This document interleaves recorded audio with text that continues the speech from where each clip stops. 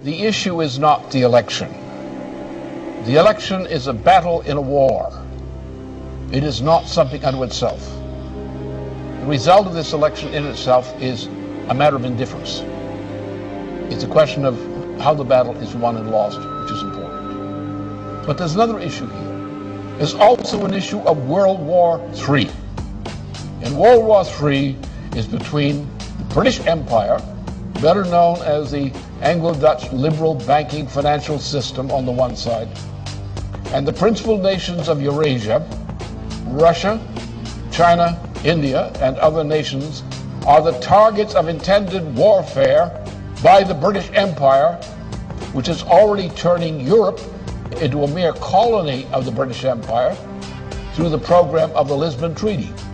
If the Lisbon Treaty were adopted, and it's being pushed for adoption now, there would not be a single nation on the continent of Europe, west of Belarus and Russia, which had any sovereignty whatsoever.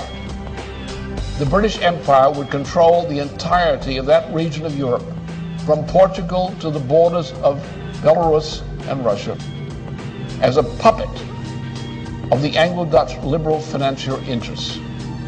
It is those interests represented in the United States for a long time have taken over control of the US dollar, control of the United States. Now they're moving in for the kill. The same cartel that put Mussolini into power in Italy, the same cartel that put Hitler into power in Germany. And we're now at the brink of something like a Hitler power taking over the United States. If they grab the United States, then they will grab all of Europe under the Lisbon Treaty. If they control the United States and the parts of Europe under the Lisbon Treaty, then you will have an actual fighting war emerging on this planet. You will have dictatorship. You will have mass starvation. The elimination of whole sections of the population of parts of the world through starvation. And that's part of the British program. It's the food war. That's the situation. We're not dealing with an election. We're dealing with whether there is in the United States, in the top layers of society, the moral fitness to survive. And so far the vote is in the leadership of the Democratic Party and the Republican Party, neither is morally fit to survive. They're as unmorally fit to survive as the people who backed Mussolini and backed Hitler back in the 1920s and the 1930s. And if we allow this to happen, we will get the same kind of treatment that the victims of Mussolini, Hitler, and so forth suffered. That's where we stand. We have to win this war against that evil empire.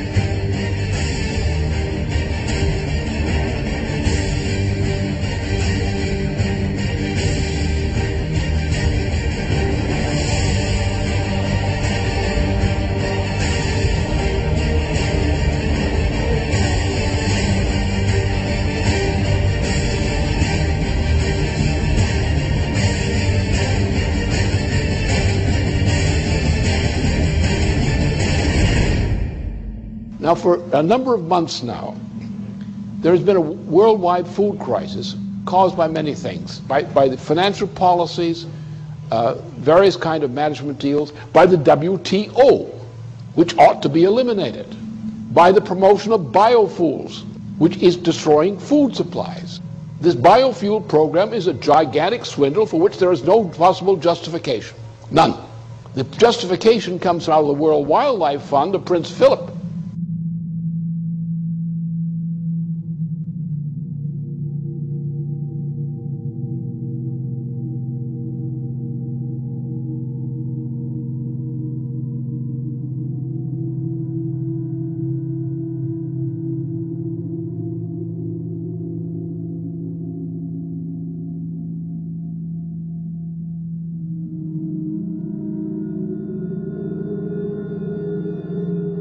in Zimbabwe, for example. What's the crime? You have an African population in Zimbabwe, which was one of the biggest fighters against the British Empire.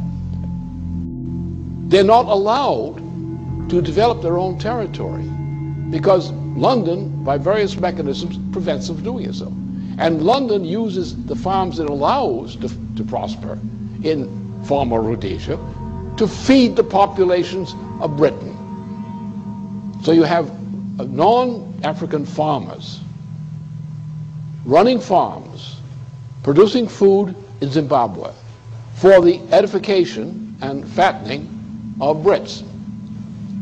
But the rest of the population is inhibited in any attempt to develop.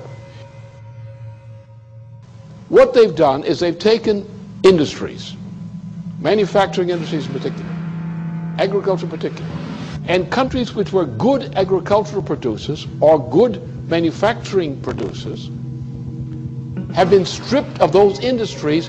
Those industries have been taken to populations where the lower 80% of the population is illiterate. So you have colonies of manufacturing in countries in Asia, Africa, and so forth, South America, where the people, the 80% of the population, does not participate in the economy. You have areas which used to be food-producing areas which no longer produce food.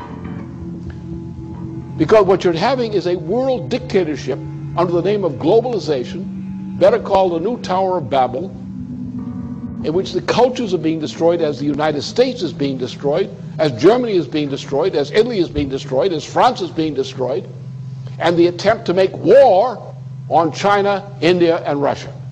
And that's the intent of the British Empire. Nothing less than the destruction and breakup of China, the breakup of Russia, the breakup of India. That is the policy of the British Empire now. This is what the game is. And if this game is not stopped, I can tell you there'll be no planet. But then come back to the food question. If you want to get the American people and other people of other nations up on their hind legs, acting like free people rather than battered slaves, tell them their food for tomorrow morning is not there. That activates popular resistance more than anything else. We are now in such a situation. For many parts of the world, the lack of food is an immediate reality. There is a growing explosion throughout much of the world over this food shortage issue. The rate of food shortage is increasing because the stocking from various food stores, annual stores, has been already delivered, and there's not enough. So as the fact of the empty warehouses and equivalent forms of supplies, as these things go down without food, the food crisis is going to accelerate. And you're going to have not only other parts of the world, but also American citizens who are now faced with the threat of death by food shortages. So therefore, the issue here is not the election result. The issue is not the president. Obama is not competent to be a president. There's none of the makings of competence. They don't want Obama. They just want to use him to destroy Hillary Clinton. That's all. Once they destroy Hillary Clinton, they'll get rid of Obama. That's their intention. And their intention is to bring in a fascist regime in the United States, a presidency which will be, in effect, a fascist regime, which will cooperate with the British and bring the United States into alliance with the United Kingdom or the Anglo-Dutch liberals. Not all Brits are for this, by the way. And with a Europe, a Western and Central Europe, taken over by this same imperial power. An imperial power whose intention is to go to war against Russia, China, India, and other countries using nuclear power. That's the intention. We're now in a point where a revolutionary movement, or the makings of it, is building up around the food issue. And therefore, those who triumphed yesterday are not going to continue to triumph for long. The result is either we win and restore the kind of government we require in various nations and among nations, or this world is going to go into hell because the crisis won't quit.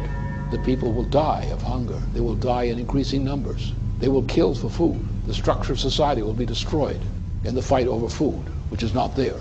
Therefore, either we win this fight against this evil, or there won't be anything to fight for.